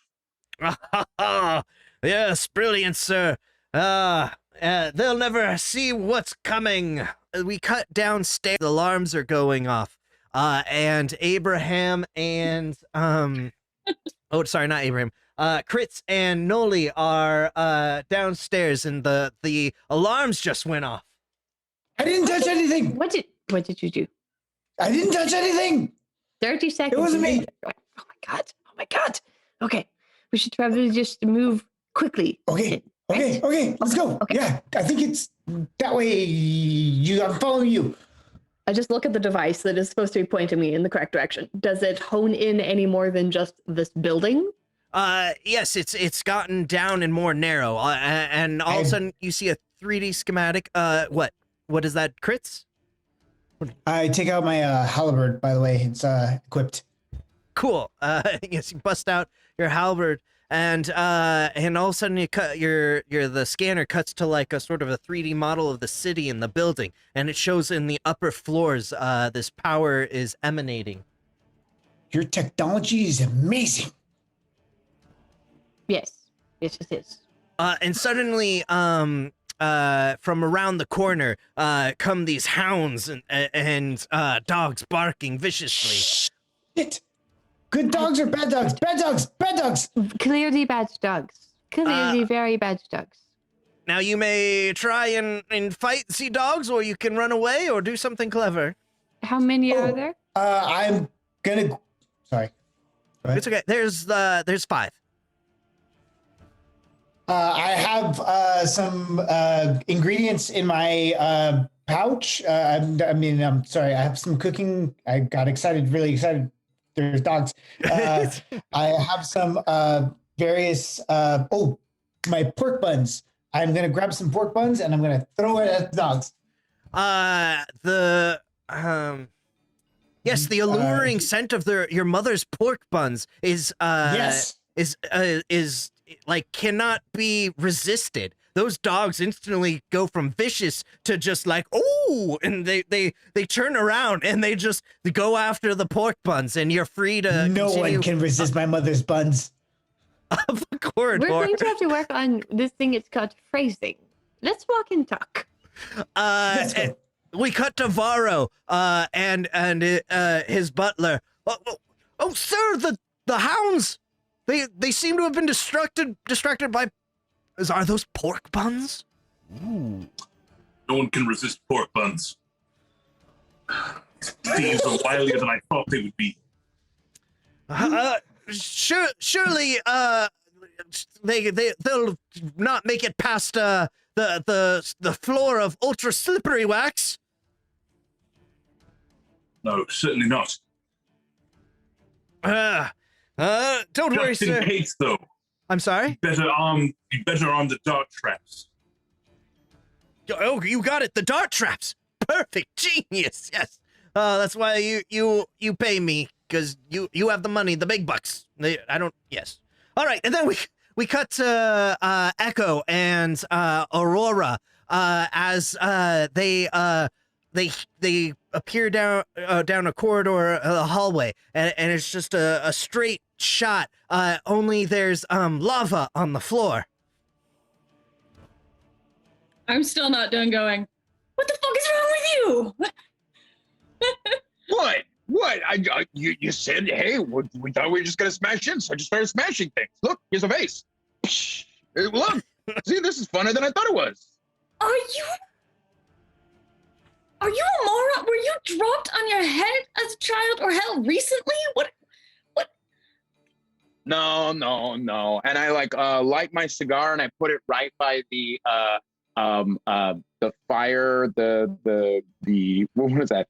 The sprinkler system or whatever. Sprinkler system, yeah, to set them off, to try to offset and cool the lava a little bit. Yeah. All right. I point a dagger at him. I'm like, I swear to God, if you ruin this for me. The sprinkler system goes off all of a sudden, and the lava on the floor was just minimal, barely above the floor, and it starts to cool and harden and becomes walkable again. And the only thing ruined is foiled is the trap and Aurora's hair. It only looks better when it's wet. I don't know. Okay, so it's not. It's actually looks more beautiful. My mistake. And the corridor is free for you to go down. You can point daggers at me later. Let's go right now. We cut back to Faro. Oh God! Oh, that wasn't great, sir. They just activated the sprinkler system and hardened the floor. Damn. They're shiftier than I thought. They're rather clever. All right, no, it's okay. Call some of my men. Have them meet me at the bottom of the tower. Ah, yes, As soon as excellent. possible. Yeah, we have the escape poles behind you. We can just take. No, I don't need them. You take the escape pole. Okay, great. All right, men, 1, 2, 3, men, meet down in the lobby. Oh, not the lobby, the hidden underground basement. I just realized I'm saying this to the whole building. Shoot. Never mind. I'm sure they're confused, sir. They must think it's a trap. Yes, they must. You will be meeting them in the basement where you told them you'll be. And I will be stepping out this window using my pendant of featherfall and floating away across the street with the crown in my strong, masculine, muscular arms, cradled like a beautiful tiny baby. Oh, brilliant, sir.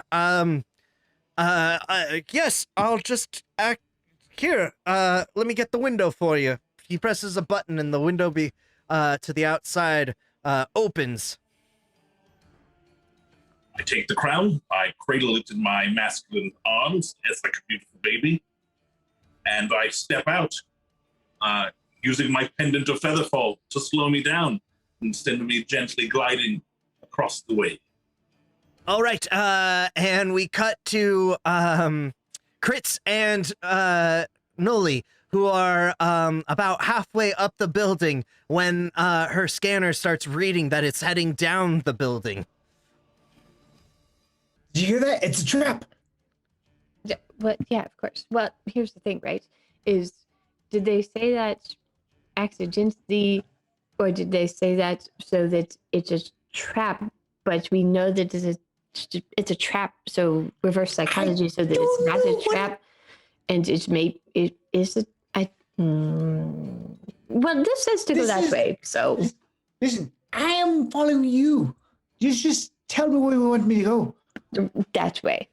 I turn the thing go. around and face it towards him. Can you read this? Yes, and then we go over to Aurora and Echo, who heard the announcement, and they had gotten down some ways. Yes, there you are. Well, I know where I'm not going. Same. You got any more of those really great ideas? Like smashing things? If you don't understand that was a joke, I don't know how to help you. But since you asked, no, I'm fresh out of ideas because you set off all the goddamn alarms and ruined my plan. Give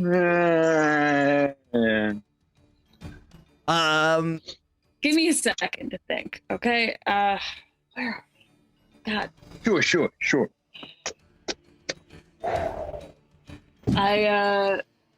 I like look around and see if there's anything that shows if anyone's moved through this area recently or like attempted to escape from here.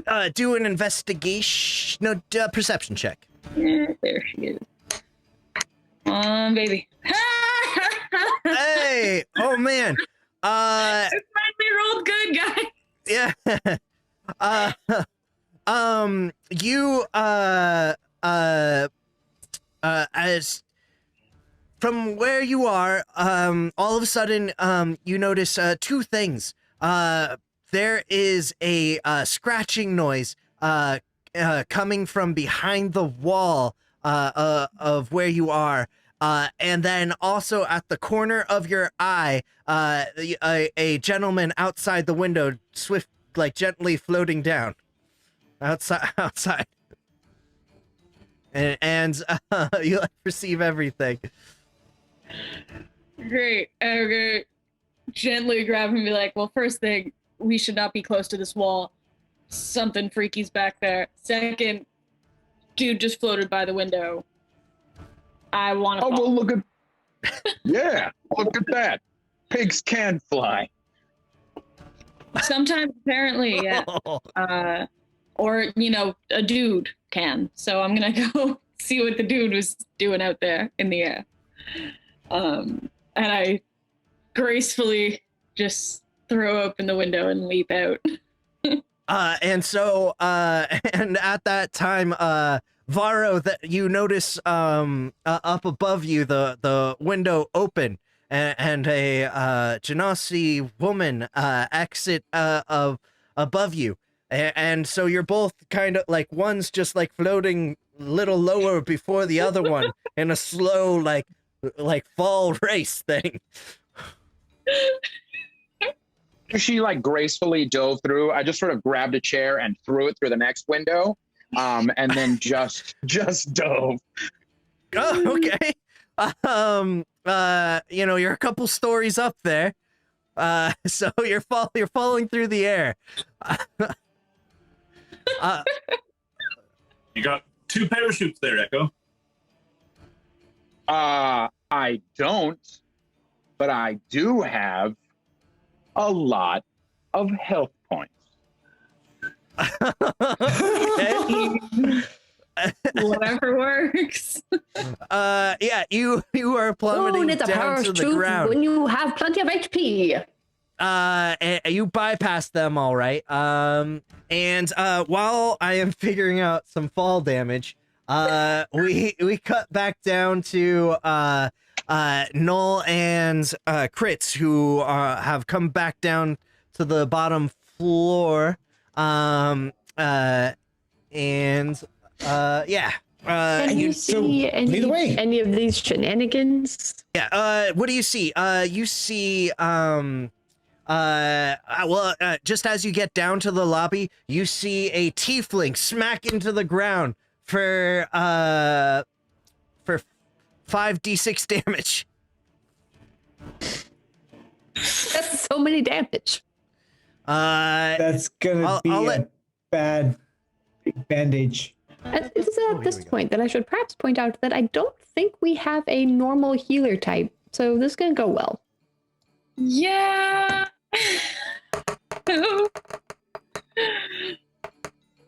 Let's go see if he's okay. for And, 22 damage. I go over to see the commotion outside. I have Right. 1 hit point left. Oh, he's still conscious. I land next to him and I'm like, so how'd that feel? You know, I've had better days, but I got here first. Fair enough. And I give him a hand up. Pull him back to standing. Aurora somehow caught like a draft of wind or something and sped past Varro. Just to rub in Echo's face, him smacking into the floor, I suppose. I am the wind.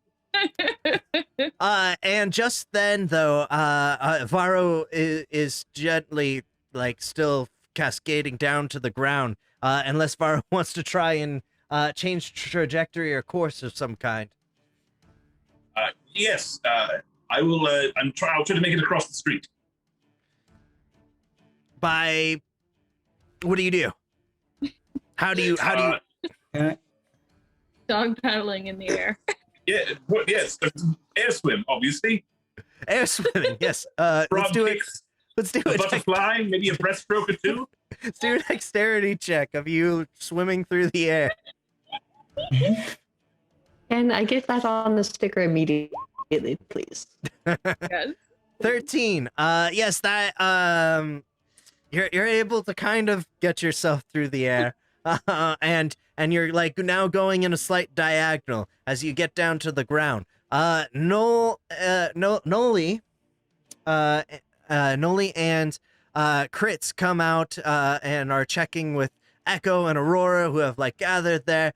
When suddenly an array of robed men, just like a small militia, come out into the street and encircle everybody. And kind of trap you in within these bounds. And then a very like butler-esque kind of outfit man comes out and he's like, "Oh, very good, you've captured them, ha ha!"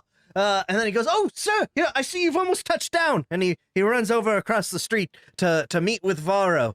And he and he's like, "Sir, yeah, I see you're okay." Whew. Of course I'm okay. I have magic. I have magic artifacts. Yes, I'm fine. But thank you for being here. Thank you for gathering them in. I appreciate it. Come, shall we look at and taunt those that tried to take your what's yours? Yes. And those peoples, those over there. I would enjoy that very much. Perhaps How far away is he? I'm gonna shoot an arrow at him because I assume he's in range of that. Yeah. How far away is he? Yeah, no, I mean he's like across the street from you guys. Yeah, I'm gonna Like shoot across an the arrow street, so at he's him. not far away. No, he's not that far away. He kind of just flew just a little over. Yeah. Okay. Sure, Aurora. Yeah, you can try and pierce off an arrow real quick. 16. Oh, yeah, 16. Your arrow flies true and up and over between the sort of robed figures, and is heading right for Varro. When the butler jumps in the way and takes the arrow. Oh no! Oh, sir, Stupid butler. get them. We gotta get them for me. Stupid butler takes So- damage. Damn it, Butler. I'll avenge you. What was your name again? What? It's me, Munchausen. Yeah, I know too. Munchausen? Munchausen. No, I would have remembered that after all these years. What is it really? Munchausen Waterdeep. Really? Yes. We have served your family for many a generation. No, I know. I am deeply hurt, mortally No, by no. an arrow and emotionally by your inconsideration. You know, While this probably taken a conversation is long time going to die. on, yeah, while this conversation is going on, I'm going to take out a coin out of my pocket. I'm going to flip it and cast Mage Hand. And when I catch it, I should be able to grab the artifact out of his hand. Okay. Let's get a dexterity check. Sleight of hand check. Sleight of hand. I feel like I may have seen that mage hand coming. Where we? Oh my God! A what? Yeah, you flip the coin up into the air, and it you kind of lose sight of it in the like a sort of beam of light that was just misguided, and you kind of lose your coin somewhere. And it falters down to the ground. And all the robed figures start pulling out crossbows. And they're like, halt! Oh, not another move. However, your mage hand did it did affect something, and it like slapped the crown out of Varro's hands. No? Masculine arms. Oh, right. Yes. No. Remember, please. Make a strength check. Is Varro not distracted by his butler dying in front of him? You didn't know his name. Yeah, you managed to hold on to the crown. But then you feel a tugging at your feet as Munchausen is trying to pull himself up. No, friend, you rest now. It's you've done enough for me today. Sir, I just have one last thing to do as your butler here on this earth. And yes, do what you need to do. I promise. Make a strength check. Munchhausen. Munchausen. I will Munchhausen. Nope, wrong thing. Last name by proxy. Same roll. Oh, I forgot. We're in a different place. 16. Nice. I will avenge you. Now, please let go of the artifact. Don't drag yourself up by the artifact. However, he manages to.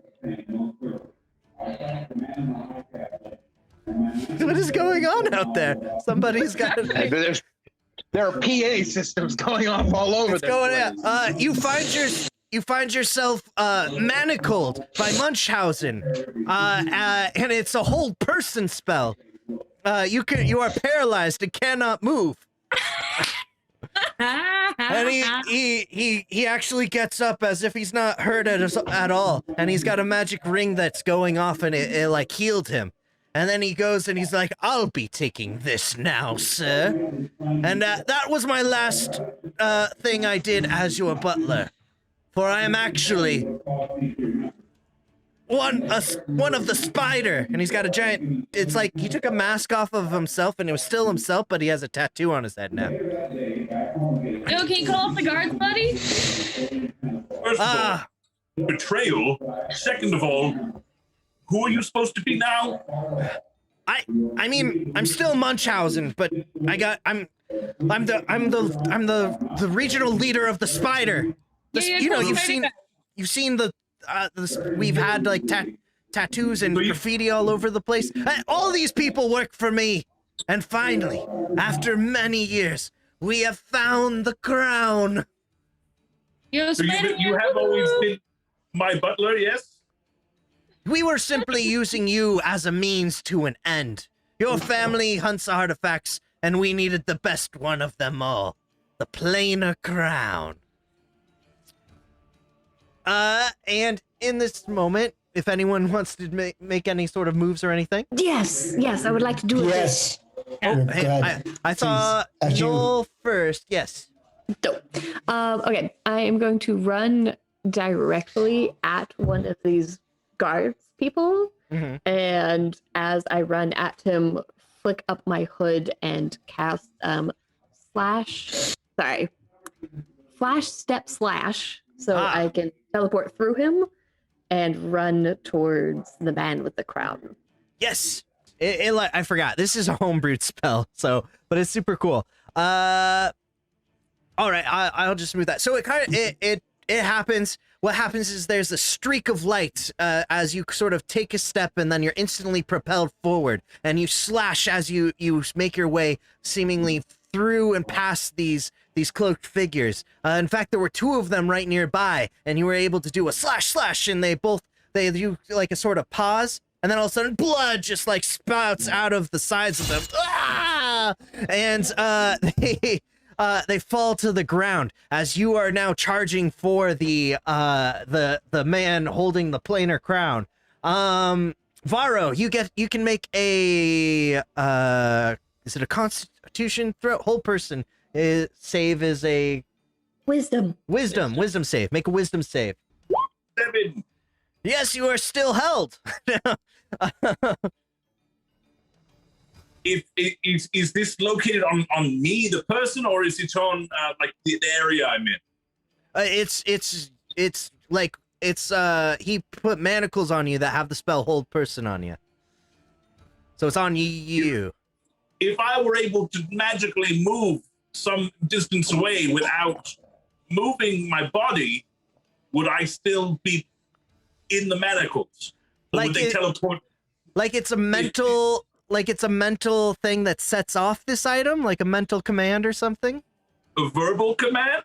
I don't think you can move. No, I don't think I can do that. Crits, it's your then turn. I lay there angrily. Okay. Crits, it's your turn. Yeah, so I'm looking at the gentleman with the crown, and he's held fast. And then I see Aurora. She just bounced and tried to. Noli just dashed through. Varro is frozen from hold person, and Munchausen has the planar crown in his possession, is holding it above his head in glory. Okay, I'm gonna start sprinting over to grab the crown. Okay. Let's do an. How are you getting past some of the guards that might be in your? Well, I mean, you can either cut through where Noli just kind of made an exit, or you can try and get another way. You can just go through. Let's just get a dexterity check. 7. 7. Yes. You try and plow through to follow that same path that Noli had made. Yet two of the cults, they look like cult people in robes, kind of like fill in the spot where they had just been and block your way. Since that was just more of kind of like a movement and getting past them, you can still take an action if you would like. Like you can. I still don't have my I still haven't activated or know my abilities yet, right? Right. But yeah. I will say your charm is glowing, and it begins glowing in relation to the crown. You notice a sort of thumping or humming that's like just under your clothing and chest where your charm hangs. All right, I'm just gonna choose my action to dash and use my action to make an extra movement. Okay. So you can propel yourself forward. Make an acrobatics check for me, actually. Yeah, I'm gonna try to excuse me. Excuse me. Hey, I'm with him. He's with me. Cool. I'm with him. They're with me. And just dexterity? Acrobatics. Oh man, an 8. They seem to keep you held there. Okay, Echo, it's your turn. Aurora, you're on deck.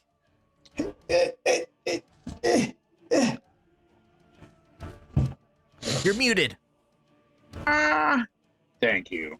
And they're still across the street from me, yeah? Yeah, you're back behind the circular thing of cultist. Right. I guess I'm just gonna try and slip right through some of the cultists and head straight for them. Okay. Let's do just make an acrobatics check for me. Yeah. 15. You're able to outmaneuver them and kind of flip over and get your way past them.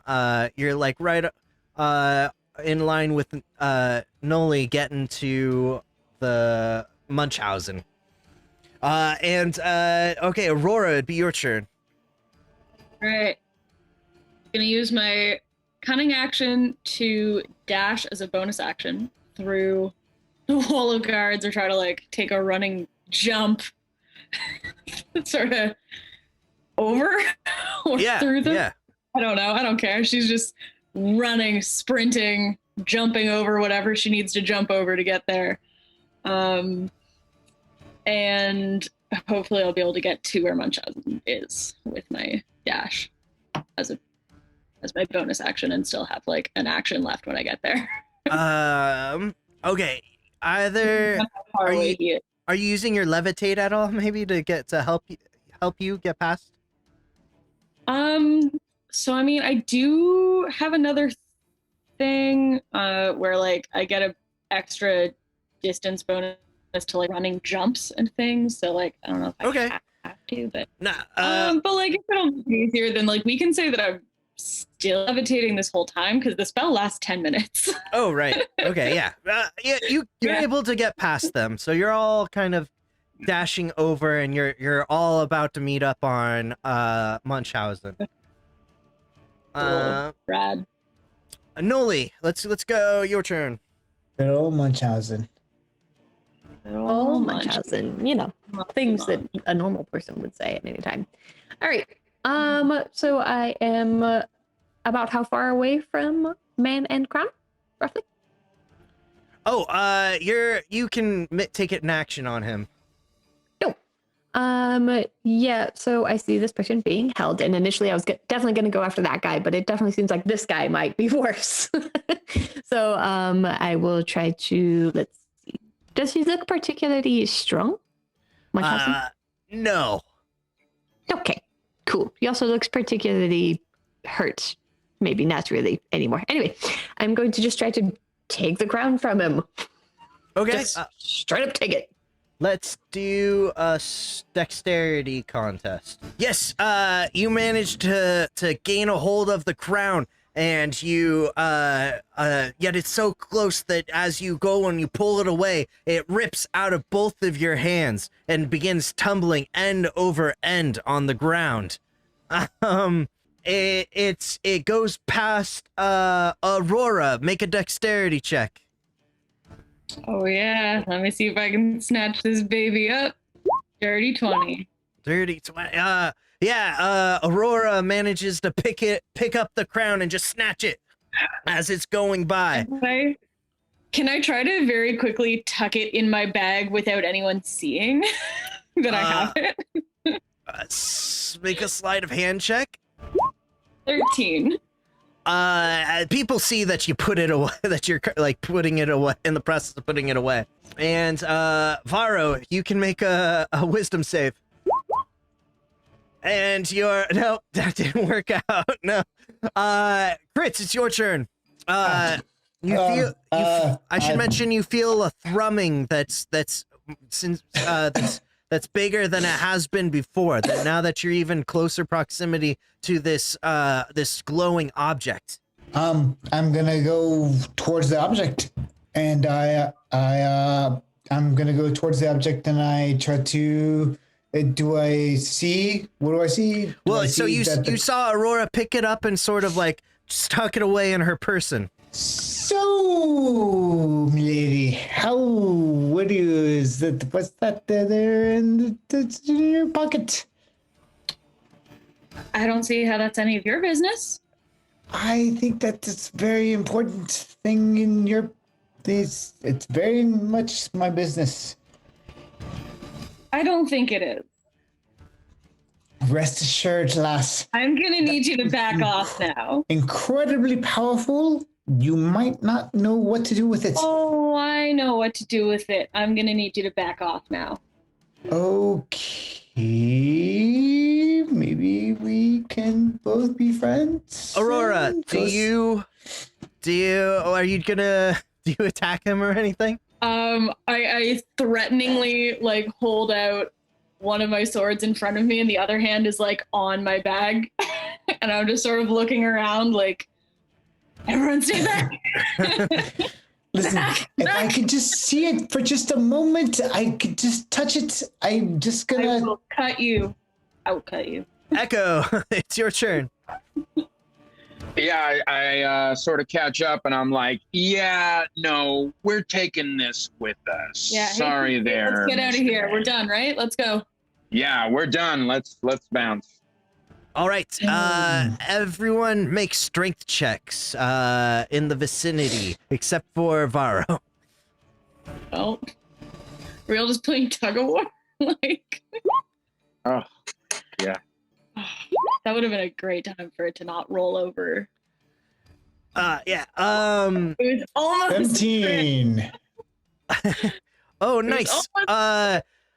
Tentacles erupt from the ground as Munchausen casts entanglement, and they wrap themselves around Echo, Aurora, and Noli and lift them up into the sky. And crits suddenly, as the crits as tentacles erupt from the floor, suddenly that same strange energy erupts from yourself, and you see those tendrils once again and shadows of possibilities of where they might be, where they might grab, and you're able to navigate those shadows to evade and get out of the way as they pass through where you once were, or just miss where you were going to be, and you're able to navigate and not get hit at all. And as Aurora's being lifted, the crown falls from her bag and starts banging slowly on the ground, moving but in an odd direction, as if pulled to you. And suddenly you see your shadow catch up to the crown and pick it up. And next thing you know, you're there and you're picking it up. And then suddenly there is a giant, bright, luminous cast of light and a sort of eruption of energy. It's blinding to all of you. And there's a massive explosion and of this pool of energy, much like the event, the cataclysm, but here. Whoa. Holy shit, this is intense. Hang on one sec. Did the explosion kill the tentacles? Well, I'll tell you in just one second. Did the explosion kill us? I think it's the more prevalent question. But I do appreciate your care for the fauna. It was more like, can I move? But yeah. Am I still alive? Yes, as it turns out, you're just particles of the person you once were. Can still move. Oh my! What happens is, is you all come to all of a sudden in a different place, a different location. It's a bright blue sky. It's woodsy, earthy, and there's no city to be seen. There, you if as you look at your body and around you, you have tattoos on your right inner arm right here. It's a mask. Noli recognizes this as the symbol for the masked Echo. I mean, she's always had this tattoo, but she sees it on all of you. And suddenly, across the sky, you hear a as you see a giant dragon just float overhead and sweep its arms going by. What the fuck? And that's where we'll end our show for tonight. Sweet.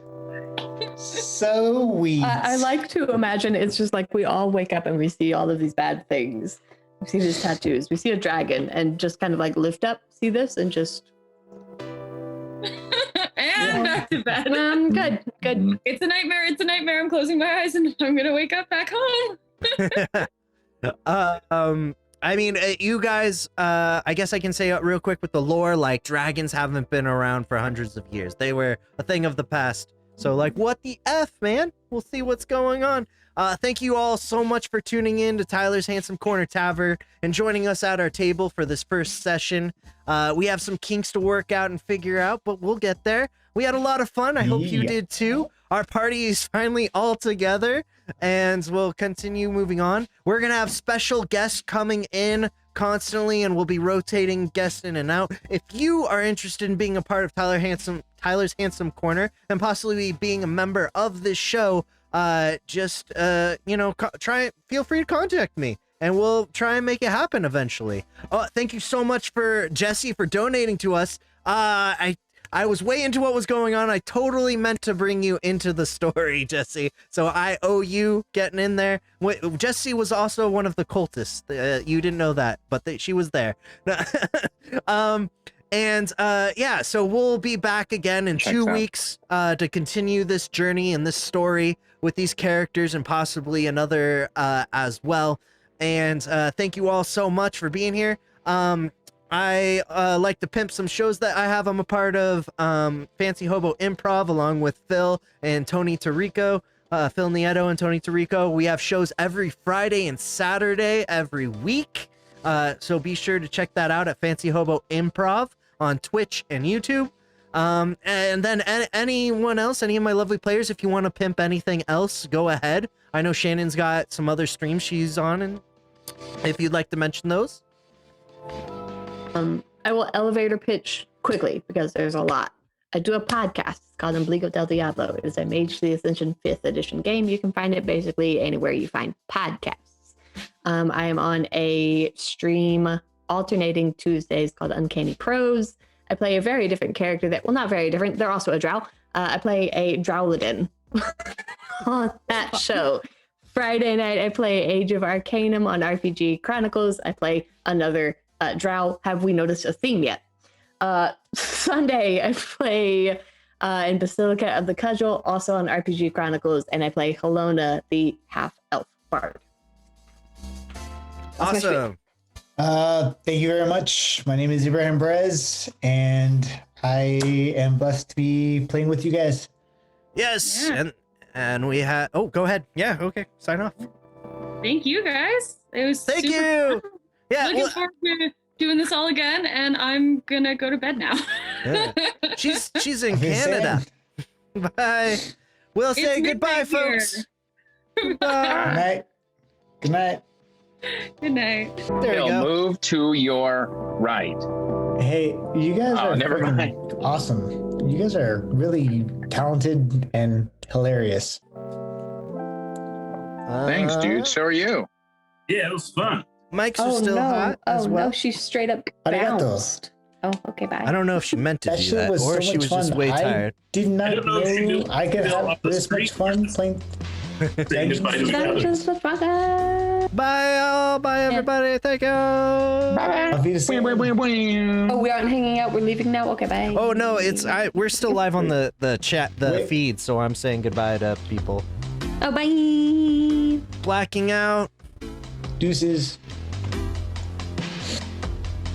I used to do that all the time in college. Oh.